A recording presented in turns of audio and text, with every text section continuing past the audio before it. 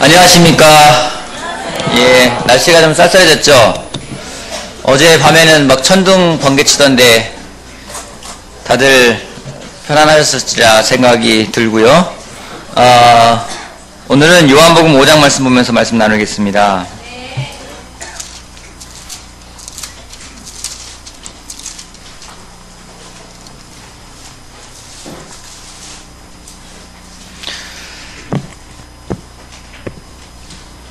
설교 말씀 전에 여러분들에게 좀 아이디어를 구하고 싶은데요. 아이디어가 필요합니다.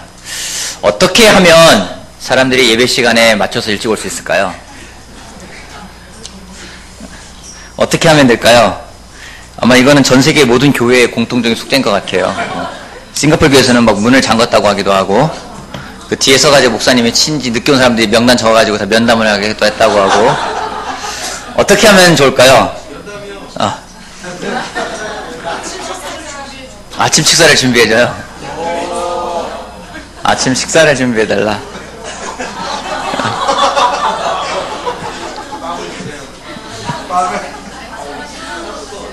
네. 그래서 여러분들 아이디어를 주시고요. 어떻게 하면 좋을지 저도 고민 중에 있습니다. 자, 이렇게 말하면 늦게 오신 분들은 찔리시겠죠. 자. 우리 삶에는 변화가 필요한데 오늘의 주제는요, 진정한 변화를 위하여라는 말씀을 가지고 나눠보고자 합니다. 여러분 삶에 변화가 필요하죠? 변화가 필요 없다 하시는 분 계세요? 나는 지금 이대로 너무 좋아. 더 이상 변화 필요 없어. 그런 분 계세요? 아마 우리가 특별히 제자로서 살아가게 되다면은 우리들의 성품이 좀 변화되어지고 더 예수님을 닮아가는 것이 우리의 목적입니다. 오늘은 우리의 삶에서, 자기 삶에서 변화를 원했던 한 사람을 만나보고자 합니다. 요한복음 5장 1절부터 9절까지 읽어보도록 하겠습니다. 그 뒤에 유대 사람의 명절이 되어서 예수께서 예루살렘으로 올라가셨다. 예루살렘에 있는 양의 문 곁에 히브리 말로 베드자다라는 못이 있는데 거기에는 주랑이 5 있었다. 이 주랑 안에는 많은 환자들, 곧 눈먼 사람들과 다리 저는 사람들과 중풍병자들이 누워 있었다. 그들은 물이 움직이기를 기다리고 있었다. 주님의 천사가 때때로 못에 내려와 물을 휘저어 놓는데 물이 움직인 뒤에 맨 먼저 들어가는 사람은 무슨 병에 걸렸든지 나았기 때문이다. 거기에는 38해가 된 병자 한 사람이 있었다. 예수께서 누워있는 그 사람을 보시고 또 이미 오랜 세월을 그렇게 보내고 있는 것을 아시고는 물으셨다. 낫고 싶으냐? 병자가 대답하였다. 주님, 물이 움직일 때에 나를 들어서 못에다가 넣어주는 사람이 없습니다. 내가 가는 동안에 남들이 나보다 먼저 못에 들어갑니다. 예수께서 그에게 말씀하셨다. 일어나서 내 자리를 걷어가지고 걸어가거라. 그 사람은 곧 나와서 자리를 걷어가지고 걸어갔다. 그날은 안식일이었다. 아멘. 유대 사람의 명절이라고 얘기가 나오고 시작하고 있습니다. 명절인데 이 사람들은 기뻤을까요? 기쁘지 않았을까요? 여러분, 명절날인데 명절날은 뭐 하는 날이죠? 주로 명절, 유대인의 명절은요, 하나님이 자신들을 구원해 준 거에 대해서 기뻐하고 감사하는 시간이에요. 그렇죠? 근데 명절이지만 기쁘지 않은 사람이 있습니다. 우리나라도 그렇죠. 추석이나 설이나 명절날인데 기쁜 날인데, 그죠? 근데 기쁘지 않은 사람들이 있어요. 어떤 사람들이 안 기쁜가요? 며느리들. 또 누가 안 기쁜가요? 가족이 없는 사람. 또요? 일하는 사람. 또요? 병원에 있는 사람. 또 누가 기쁘지 않을까요? 가족이랑 사이가 안 좋은 사람들. 그렇죠? 명절인데 과연 이 베드자다라는 못에 있는 사람들은 기뻤을까? 기쁘지 않았을 것 같아요. 왜냐하면 명절이고 딴 사람들은 축제를 해도요, 이 사람들은 자신의 문제에 몰두되어 있었습니다. 베드자다, 베데스다라고도 하는데요. 저는 베데스다가 더 입에 붙는 것 같아요. 이 뜻은 자비의 집, 은혜의 집이라는 뜻이 있습니다. 어떤 못인지는 잘 모르겠지만, 얼마나 큰지도 정확히 잘 모르겠지만은 기다리는 사람들이 적었을까요? 많았을까요? 성경 말씀에 보면은요, 행랑이 5 있었는데 그 가운데는 많은 환자들이래요. 환자가 한두 명이 아니라 많은 환자들이 그곳에 있었어요. 그곳 환경이 어땠을까요? 지저분했을 것 같죠. 지저분했을 거고요. 시끄럽고요. 혼잡하고요. 싸움도 있었을 것 같고요. 네? 냄새도 날 것 같고요. 또 어땠을까요? 희망이 없을 것 같고. 또요? 불평이 많았을 것 같고. 그 뒤에 계신 분들은 뭐 아무 생각 없으신가요? 어땠을까요? 그것이 뭐 그런 이야기들이 있겠죠. 다들. 환경이 좋은 환경이었을까요? 좋은 환경은 아니었을 것 같아요. 근데 가끔씩 물이 움직인다고 합니다. 물이 움직이면은 먼저 들어간 사람은 하여튼 1등은 무슨 병에 걸렸든지 다 낫는 거예요. 자, 물이 움직인다. 야, 물이 움직인다. 알게 됐어요. 어땠을까요? 기뻤을까요?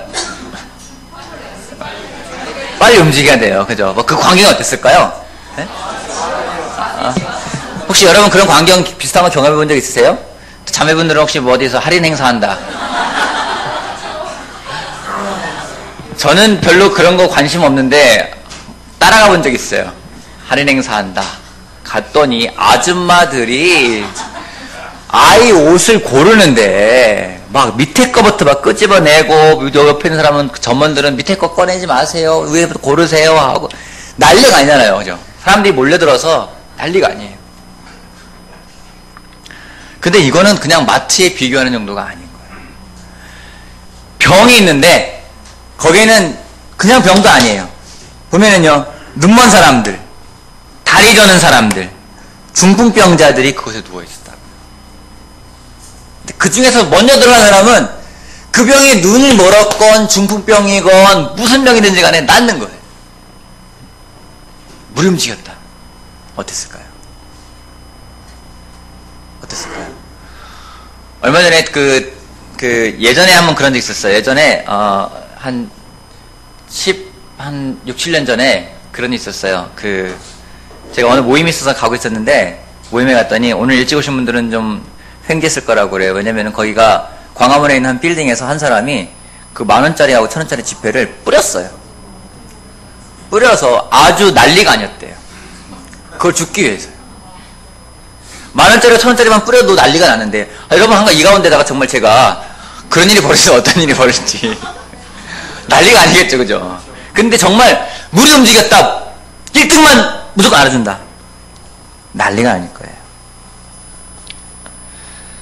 여기에 나오는 이 주인공은 38년 동안 자신의 병을 고치는 데 몰두되어 있는 사람이었습니다. 그 사람이 이 못에 왔을 때는요, 희망을 가지고 왔을 거예요. 희망을 가지고 왔는데 점점점 그 마음 상태가 어땠을까? 물이 움직일 때는 체면이고 염치가 없었을 겁니다. 아마 체면과 염치가 없는 곳에서는요, 사람들이 상처를 받게 되어 있어요. 이것은 단지 아주 옛날 2000년 전의 이야기가 아니라 오늘날 우리들의 모습과도 아주 흡사합니다. 여러분, 우리가 살아오면서 배운 것이 무엇인가요? 여러분, 부모님으로부터 여러분 공부 잘하라는 얘기 들어보셨죠? 또 공부 잘해야 된다. 그런 얘기 들어보셨죠? 또 자녀들에게 공부 잘해야 된다는 말 하시죠? 별로 안 합니까? 네. 여러분, 어렸을 때 여러분 공부 잘해야 된다는 말 들어봤죠? 예. 공부를 왜 잘하라고 할까요? 네? 공부를 잘해야지 훌륭한 사람이 된다라고 보통 이야기를 해요. 정말 공부를 잘하면 왜 훌륭한 사람이 될 수 있을까요? 기회가 많아지고 시험을 잘 보니까. 왜 공부를 잘하면 훌륭한 사람이 될까요? 여러분, 부모님들은 자식이 1등이 오면 되게 기분 좋아하세요. 그죠? 물론 많은 부모님들은 뭐 되게 포기하시겠죠. 근데 세상은요, 1등을 하길 원해요. 최고가 되고 싶어요. 으뜸이 되고자 합니다. 1등을 알아주기 때문에 1등이 되고 싶어 하는 거예요. 그 1등을 위해서는요, 반칙을 해요. 남을 밟아야 돼요. 정정당당하게는 1등을 할 수가 없습니다. 그리고 그 시험이 끝나면은요, 또 친한 척을 합니다. 지금 어떤지 모르겠지만 예전에 대학을 다닐 때는요, 중간고사나 기말고사가 되면은 항상 인기 있는 사람들이 있었어요. 누구냐면요, 노트 필기 잘하는 사람들. 노트 빌려달라고 그래요. 잘 안 빌려줘요. 시험 끝나면요, 또 친한 척이에요. 정말 얄밉죠. 그죠? 여러분, 세상에서는요, 우리가 그런 걸 배웠습니다. 나를 만족시키기 위해서, 나를 변화시키기 위해서는요, 1등을 해야 되는 거예요. 그게 세상의 원리예요. 우리가 그렇게 배웠습니다. 나를 만족시키는 방법은요, 내가 1등을 하는 거예요. 질문 하나 해보겠습니다. 오늘 여러분은 여러분을 만족시키기 위해서 어떤 방법으로 살아가고 있습니까? 한번 생각해 보세요. 오늘 나는 나를 만족시키기 위해서 어떤 방법을 택하고 있는가?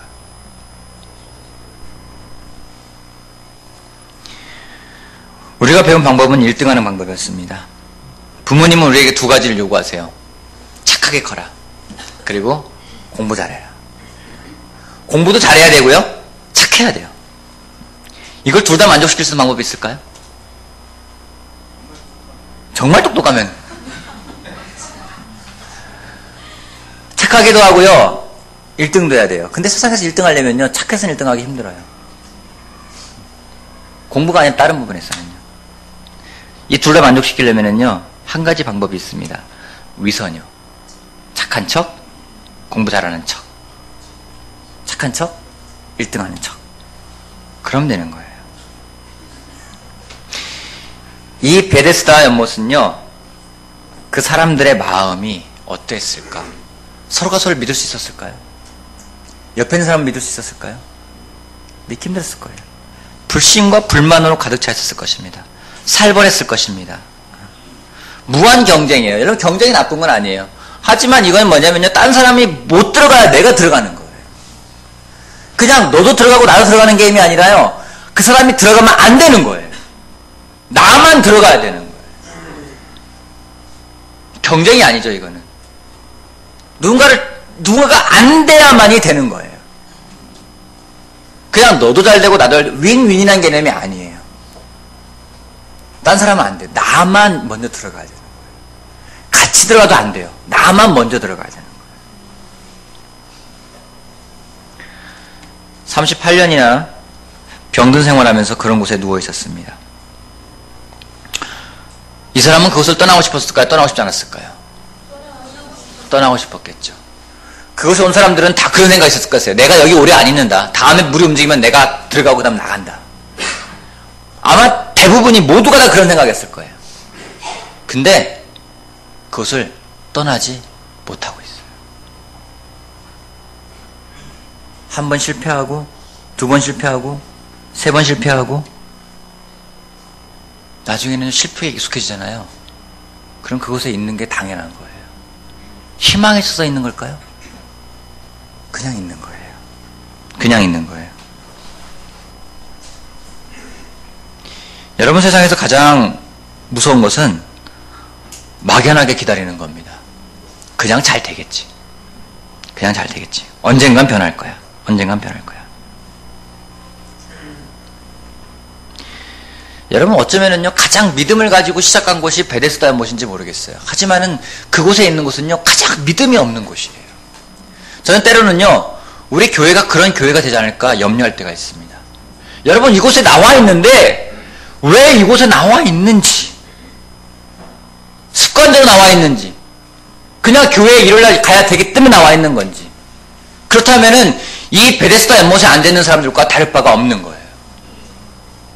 분명한 목적을 알고 시작했지만 어느덧 익숙해지고 믿음도 없어지고 불신도 있고 불만도 있고 보면은 불편한 사람도 있고, 그런데도 가야만 되기 때문에 가야 되는 곳, 그곳은 기쁨이 없습니다. 그러한 곳에는 믿음이 있을 수가 없습니다. 때론 인생도 그렇습니다.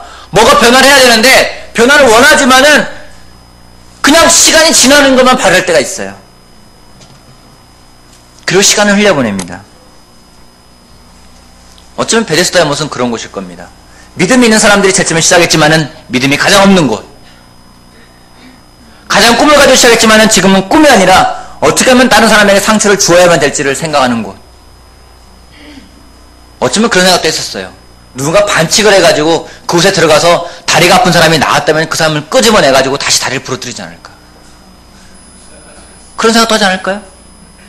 세상이 그런 것 아닙니까? 여러분 선거처럼 어떤 일이 벌어집니까?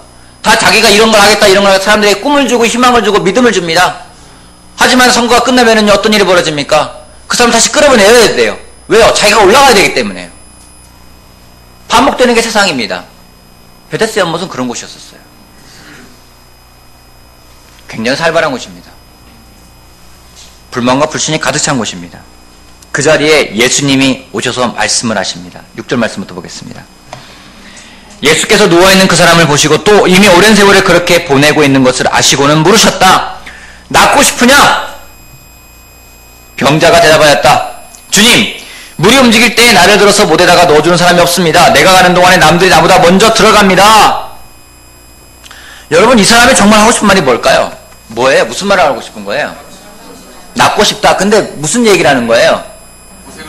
고생을 많이 했다. 또요? 무슨 얘기예요? 할 만큼 했다. 이 사람에게 지금 이 태도는 뭡니까? 주님, 물이 움직일 때 나를 들어서 못에다가 넣어주는 사람이 없습니다. 내가 가는 동안에 남들이 나보다 먼저 못에 들어갑니다. 여러분, 예수님이 낫고 싶으냐는 말에 이 말이 맞는 대답이에요? 맞는 대답이 아니에요. 왜 이런 말을 할까요? 억울한 거죠. 또요? 왜 그러는 걸까요? 원망이 많고요. 또 어떤 걸까요? 쓴마음이 너무 많고요.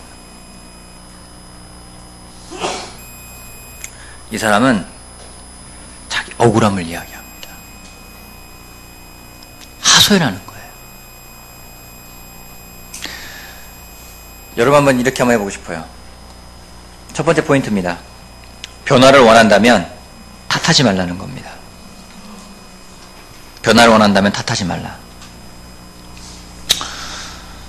자, 이렇게 한번 해봅시다. 이 예배가 여러분이 이 예배를 드리는데 기쁘지 않은 한번 이유를 한번 내보세요. 기쁘지 않은 이유, 뭐라 안 할게요. 네. 자, 기쁘지 않은 이유. 오늘 여러분 기쁘지 않은 이유가 어떤 게 있을까요? 딴 생각이 나요? 딴 생각이 나요? 또 기쁘지 않은 이유. 피곤해요? 저도 피곤해요.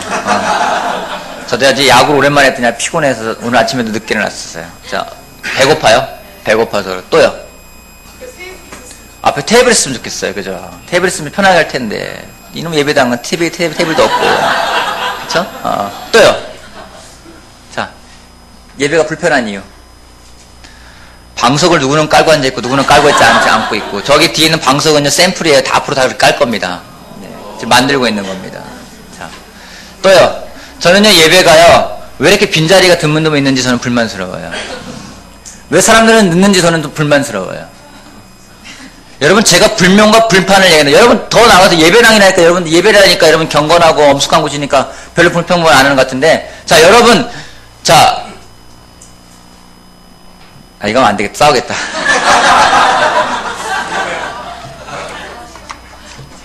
자, 여러분, 여러분 가정이 화목하지 않은 이유에 대해서 한번 얘기해보세요.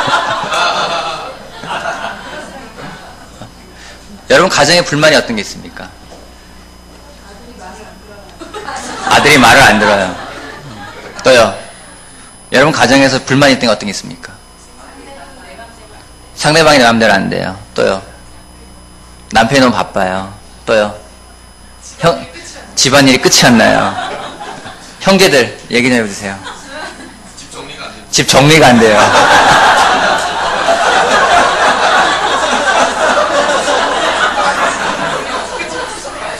집안일은 끝이 없고요. 아내는 남편은 집안이 정리가 안 되는 거예요. 밥을 늦게 줘요.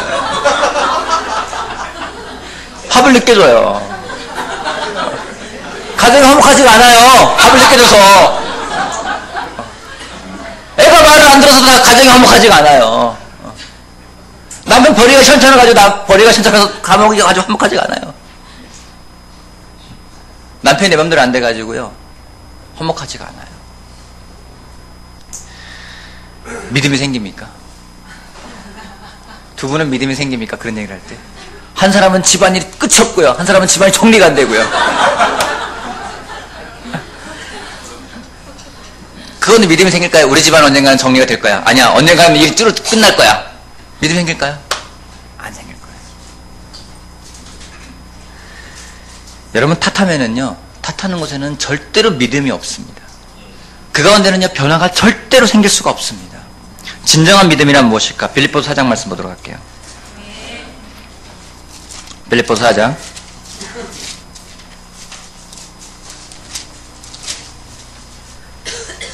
11절 말씀.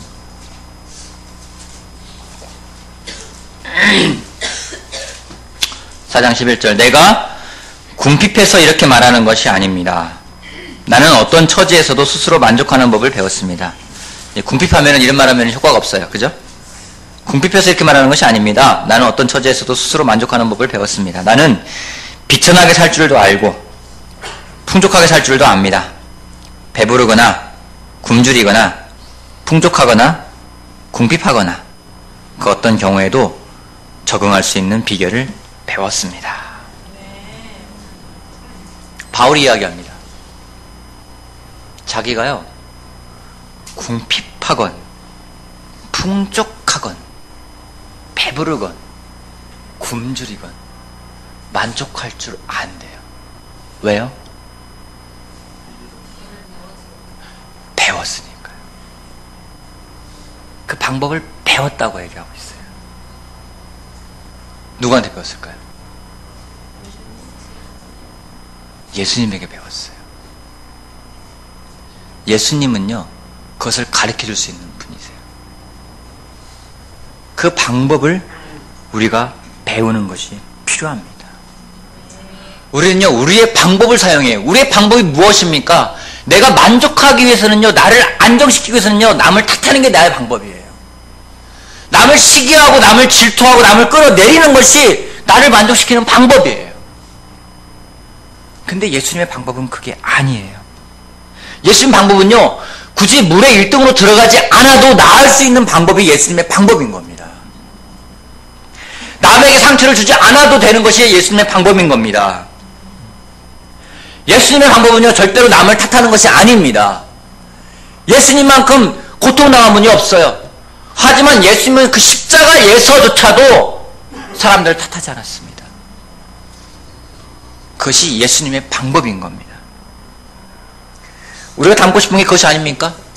우리가 정말 닮고 싶은 것은 예수님의 십자가에서 했던 그 모습을 닮고 싶은 거예요. 그 상황이 된다 하더라도 탓하거나 비난하거나 원망하는 것이 아니라 정말로 감사할 수 있고 만족할 수 있고 오히려 그 사람들을 위해서 기도할 수 있는 것, 그것이 우리가 배워야 되는 거 아닙니까? 그걸 배운다면요 우리가 이런 고백을 할 수 있을 거예요. 내가 궁핍해서 이런 말을 하는 것이 아니라 나는 스스로 만족하는 법을 배웠습니다. 어떤 처지에 있든지 간에요. 그것이 배가 부르건 굶주리건 그것이 풍족하건 궁핍하건 그 어떤 경우에도 만족하는 법을 배울 수 있다고. 우리가 이런 말을 쓰면 얼마나 놀랄까요? 여러분, 남을 탓하는 것은요 믿음을 갉아먹습니다. 그 가운데는 변화가 없습니다. 오늘 누군가를 탓하고 싶은 마음이 있다면 여러분 회개하십시오. 저도 그런 마음 들 때가 많이 있어요. 왜 이렇게 사람들은 안 변하는 걸까? 탓하고 싶어져요.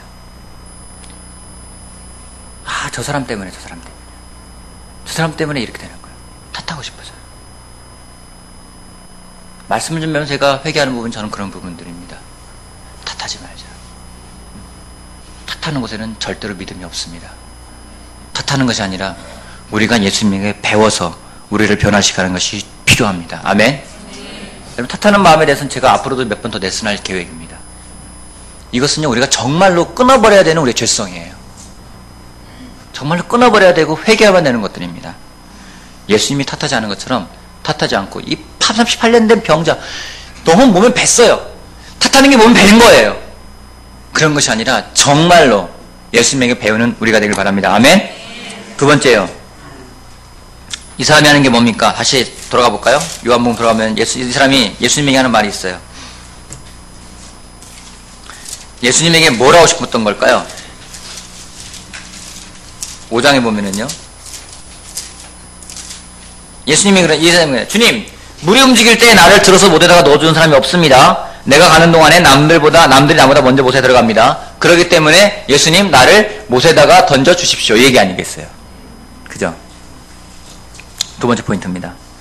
예수님을 설득시키라지 말고 예수님에게 설득을 당하는 여러분이 되길 바랍니다.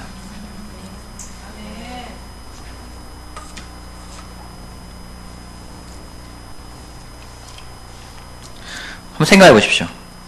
오늘 여러분은 예수님의 방법을 따라가고 있습니까? 아니면 자신의 방법을 따라가고 있습니까? 이 환자가 요청하는 건 뭐예요? 자기가 38년 동안 해왔던 것들에 대해서 간청하는 거예요. 예수님, 제 방법이 있어요. 제가 물에 들어가면 낫거든요. 근데 들어가려고 했어요. 안 됐어요. 그러니까 예수님, 와서요, 저를 물에다 넣어주세요.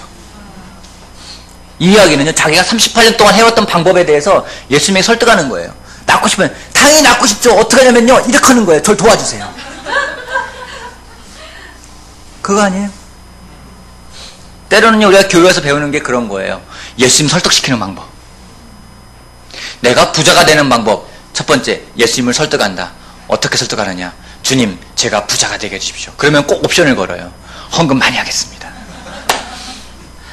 꼭 옵션을 걸어요. 그렇지 않습니까? 아직 기도하는 거 보면요, 때론 제가 저 기도하는 거 보면서도요, 기도하고 내려오면은 내가 예수님 설득하고 내려왔나, 설득 당하고 내려왔나 할 때가 있어요. 내가 그게 왜 필요한지 아주 일목요연하게 또 목사 아니겠습니까? 성경 말씀을 인용해 가면서 하나님 말씀에 이런 게 있지 않습니까? 이런데 제가 이렇게 해서 되겠습니까? 주님 이렇게 해주십시오. 기쁘지가 않아요. 기도를 하고 내려와도 기쁘지가 않아요. 가만 보면요, 그런 기도 참 많이 해요. 주님의 정말 아들과 딸들이 이렇게 비천하게 살아야 되겠습니까? 하나님 욕먹습니다. 하나님 욕먹으니까 이렇게 살게 하지 말아주세요. 당신 욕먹어가지고 뭐 기분 좋을 게 있겠습니까? 이 얘기예요, 결국에는요. 그죠? 그러면서, 우리, 때로는 정말 제일 좋은 마음으로 하죠. 우리 제자들이 정말 이렇게 살아야 됩니다. 주님 하는데, 그게 하나님 설득하는 거예요. 아주 옵션도 제대로 걸어요. 정확하게 걸어요. 이 사람과 똑같은 거예요. 내가 38년 동안 노력했어요. 난 정말 성실하게 노력했어요. 방법이 이건데 도와줄 사람이 없어요. 절 도와주세요. 우리가 그런 기도를 할 때가 많이 있습니다. 예수님이 이 땅에 오신 이유는 우리에게 설득당하기 위해서일까요? 이 땅에 오셔가지고 그래, 나 능력 있어, 나 설득해봐, 그럼 내가 또 줄게, 이걸까요? 제가 얼마 전에 하나님의 비전을 위해서 하나님과 논쟁을 하라고 했습니다. 하나님과 언쟁도 하라고 했습니다. 그것은요, 하나님을 설득하기 위함이 아니라 내가 설득당하기 위함이에요. 이 사람이 많은 부분에서 예수님에게 자기가 못하는 이유를 대면서 예수님을 설득하려 했을 겁니다. 단지 이거였을까요? 저를 못에다 넣어주는 사람이 없어가지고 제가 들어간 동안 남이 들어가서 제가 못 났습니다. 저를 도와줄 수 이것뿐이었을까요? 두려웠겠죠. 할 수 있을까? 할 수 없을까? 두려울 때는요, 그 두려움을 이기기 위해서 많은 경우에 설득하고 변명을 합니다. 여러분, 우리가 그렇게 살아가면 안 됩니다. 우리가 예수님을 설득하는 것이 아니라 예수님에게 설득을 당하는 삶을 살아가야 됩니다. 설득하는 가장 좋은 방법은요, 나를 버리는 거예요. 그리고 그분의 말씀대로 실천하는 겁니다. 주중예배 때 지금 제가 계속해서 제자훈련에서 이야기하고 있습니다. 서로라는 구절을 가지고 말씀을 나누고 있습니다. 어제 제가 가입해 있는 밴드 가운데 정말 특이한 밴드가 하나 있습니다.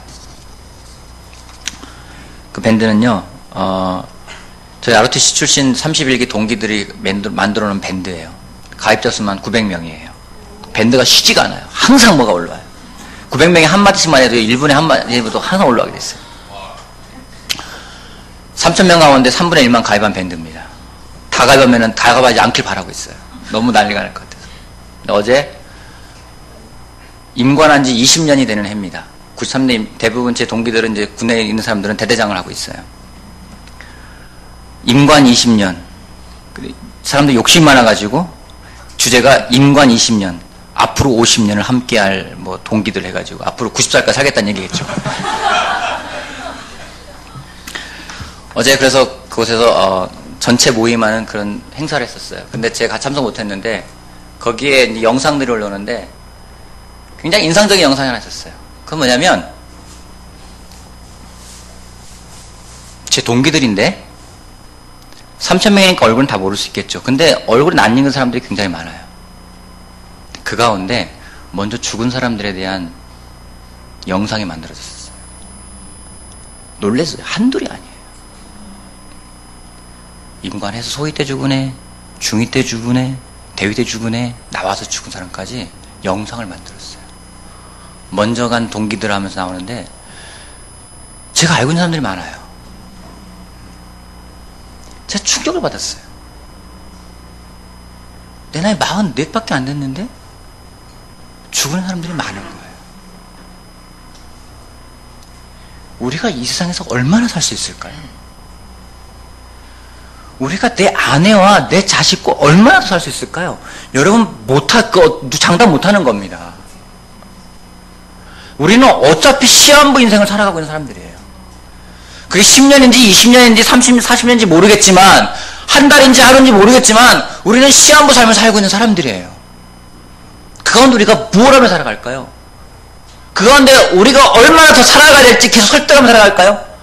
여러분, 예수님을 설득하려는 사람은요, 아내도 설득하려 할 거예요. 남편도 설득하려 할 겁니다. 형제 자매도 설득하려 할 겁니다. 설득 당하지 않을 겁니다. 성경은요, 서로 사랑하라고 했습니다. 서로 격려하라고 했습니다. 서로 격려하고 권면하라 했습니다. 설득하라는 말은 나오지가 않아요. 우리가 왜 설득하며 살아가야 될까요? 우리가 해야 될 것은 하나님 말씀을 따라 살아가는 길입니다. 시간이 많지가 않음을 보게 됩니다. 사랑할 수 있는 시간이 많지가 않을 것 같아요. 서로 격려할 수 있는 시간이 많지가 않을 것 같아요. 우리가 서로 정말 박차를 가할 수 있는 시간이 많지가 않을 것 같아요. 여러분, 시간은 금방 갑니다. 우리가 설득을 하는 시간이 아니라 서로 사랑하는 시간이 됐으면 좋겠습니다. 우리가 예수님 배우는 게 그거 아니겠습니까? 예수님 말씀을 따라 살아간다는 건 그걸 배우는 거 아니겠습니까? 우리 더 이상 하나님도 설득하지 맙시다. 형제 자매도 설득하는 대상이 아니라 하나님 말씀을 실천하는 대상이 되길 바랍니다. 여러분의 가정이 그 무엇보다 하나님 말씀이 실천되어지는 가정이 되길 바랍니다. 그러기 위해서 여러분 다시 한번 부탁드립니다. 서로 사랑합시다. 제가 지난주 주님 때도 얘기했어요. 성경은요, 우리가 사랑받기 위해 태어난 사람들이 아니라고 이야기합니다. 사랑하기 위해 태어난 사람들이라고 이야기하고 있습니다. 우리가 격려 받으려고 태어난 사람들이 아니에요. 격려하기 위해 있는 사람들입니다. 서로 사랑을 할 때 사랑을 받을 겁니다. 서로 격려할 때 격려를 받을 겁니다. 서로 박차를 가할 때 서로 박차를 가함을 받을 겁니다. 우리가 그런 사람이 되길 바랍니다. 여러분, 우리 설득되어집시다. 우리 하나님 말씀에 설득되어집시다. 하나님, 내가 당신 말씀에 설득되고 싶습니다. 하지만 내 마음이 욕심이 생깁니다. 이것 좀 버려주십시오.